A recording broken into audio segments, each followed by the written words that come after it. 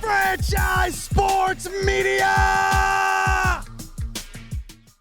Welcome back to the main event right here on Franchise Sports Media. I'm your host, Kalani Lua. I'm Griff and Kalani. Folks, we have a special guest, the woman herself, the legend, the GOAT, Cris Cyborg.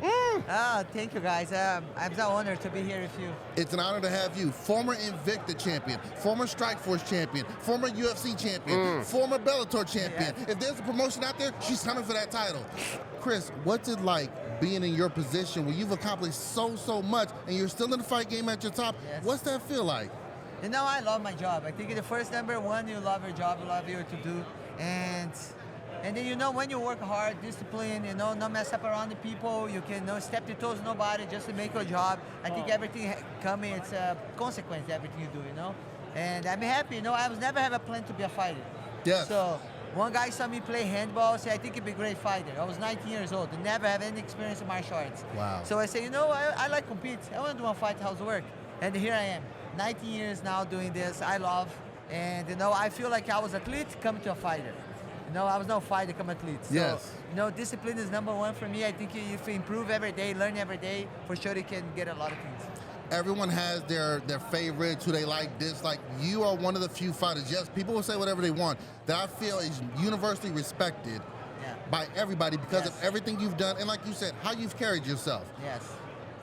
Win, lose, or draw, you've always carried yourself with respect, love. You've always shown respect to your opponent. Say, we're going to fight, but it's love and respect. And I just think that's so inspirational to everyone in everything we do in life. So thank you for always being like that, because you're naturally, that's who you are. Yes. You know, the reality, the beginning of my career, I didn't speak in English. So people really, they look scary, but they know who I am, know a little bit. So, but the reality, I don't hate my opponents. You know, it's like I train it, beware. I know some talk a lot.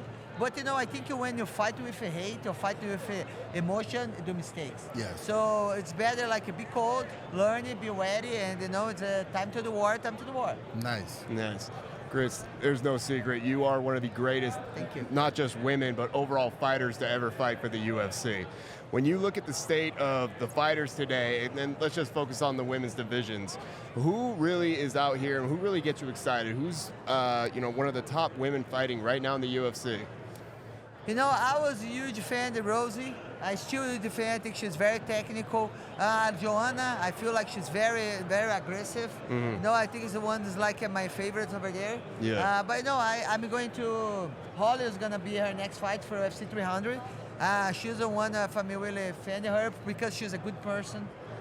She's a good example for the young kids. She's really promoting women's MMA for the right side. So I'm really happy to be there and be part of her camp. It's going to be like epic because, you know, we fight against each other.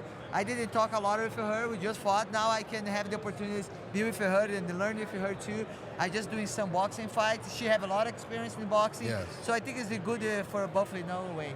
It's a unique bond you guys as fighters and gladiators create with each other. Like you said, we may at one point fight each other, but that bond is unique to where at some point maybe we'll train together with each other. Talk about that, because like you said, as fans, we see that like, ooh, they don't like each other, they're going to do this and that. And then a couple years later, wait, they're in the same corner with each other? Wait, what's going on here?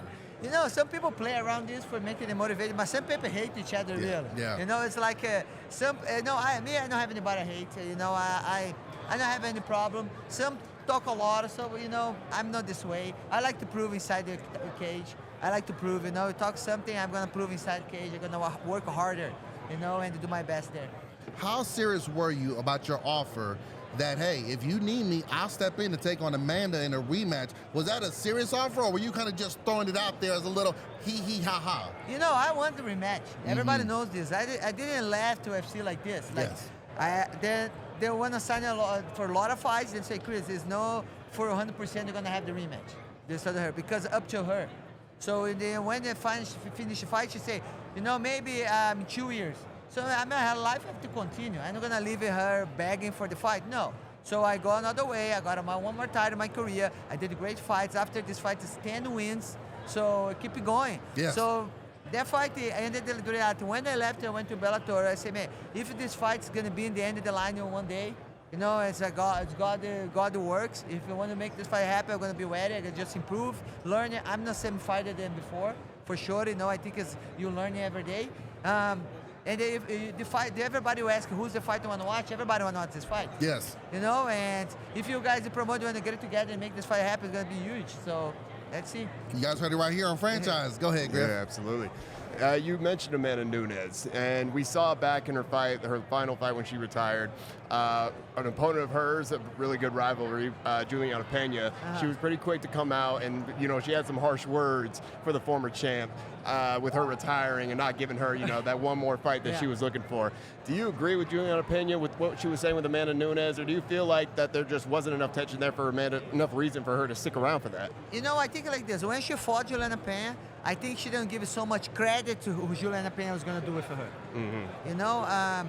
And then I respect any opponent.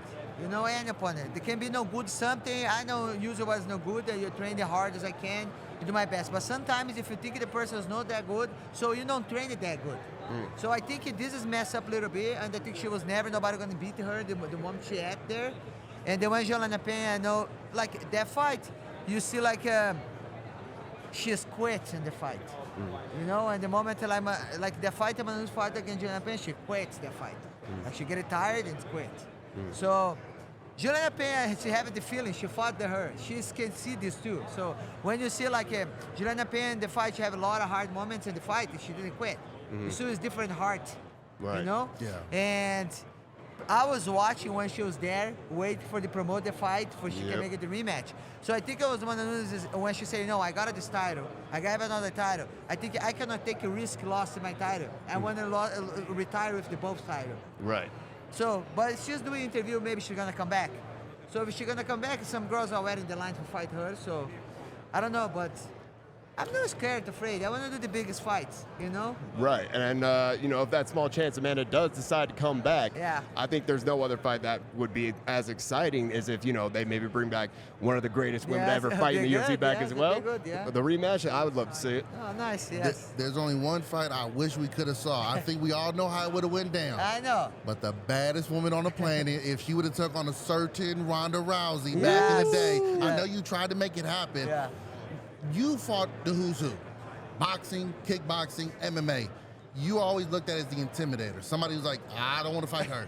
Was there ever a time when you stood across from somebody and maybe you were a little bit more nervous than usual? I've known fighting is nervous. Were you ever a little like, holy shit, okay? Ever? When I face off my opponents, you have the feeling.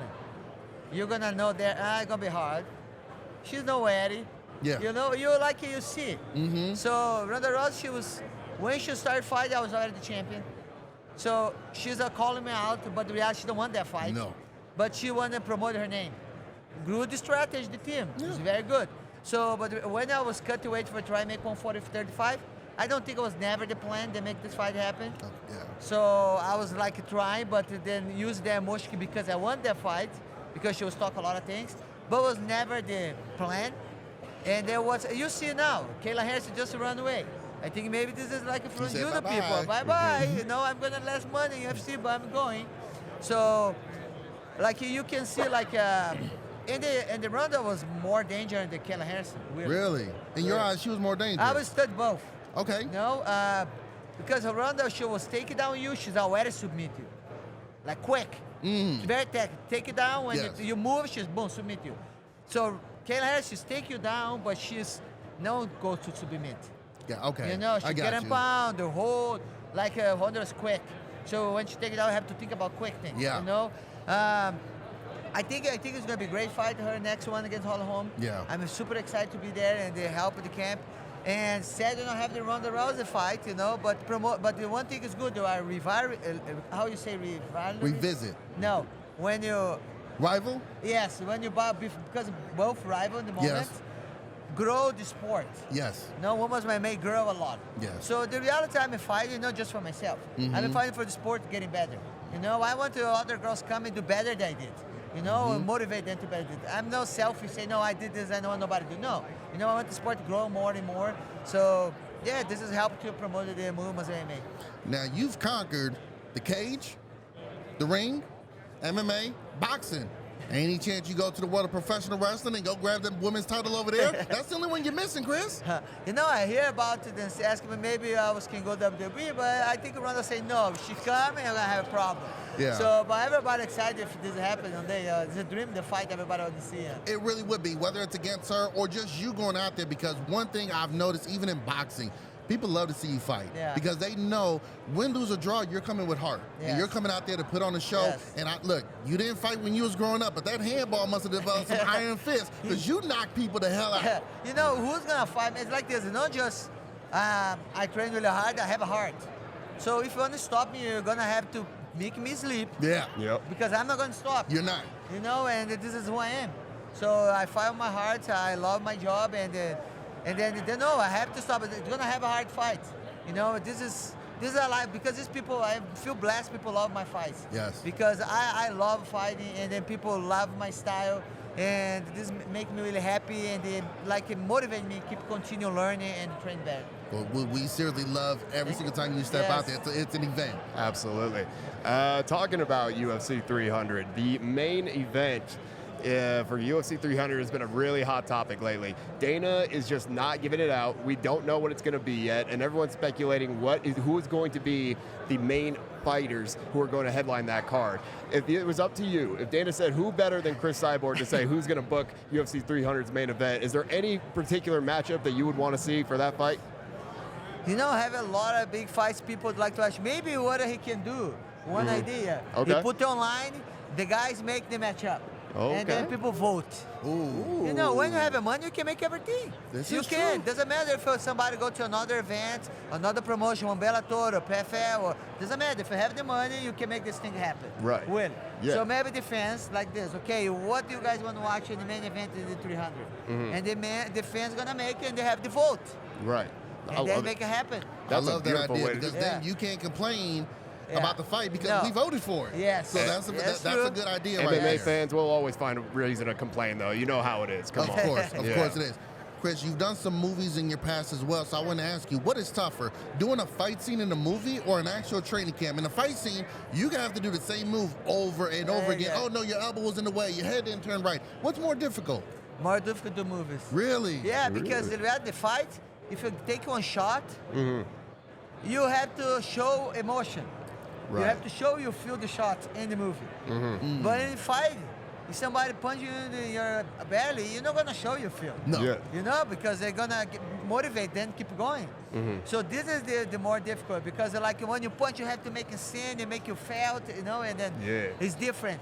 Right. It's different. It's different in reality. Makes sense because in the cage or in the ring, you're trying to show strength. You poke where your face here, there. here, no you way. have, No way. No way. You know. Cyborg, I can't thank you enough. Seriously, this is a dream come true. I follow you online. All the things you do outside the cage is wonderful. So thank you for coming on, giving us some time. It's been a pleasure. Look forward to seeing you fight again. Thank you, guys. I really appreciate having your time here. Maybe next week I'm gonna announce my next boxing fight. Probably my next fight in June. Maybe it's gonna be against Larissa Pacheco. Maybe when we talk, I'm gonna be champion against champion. Yeah. Right. So, but probably next I'm gonna be boxing. I'm not waiting for so long. I like to be active and training, and I'm very thankful for all my fans and super happy to be here with you guys. Thank you very much. Let's go 49ers Sunday. Let's go 49ers. That is Alrighty. it. Thank you guys for tuning in to another edition of the main event right here on Franchise Sports Media. I'm Kalani Lua. I'm Griff and Kalani. This is Cris Cyborg, the one and only. Till next time, fight fans. Peace.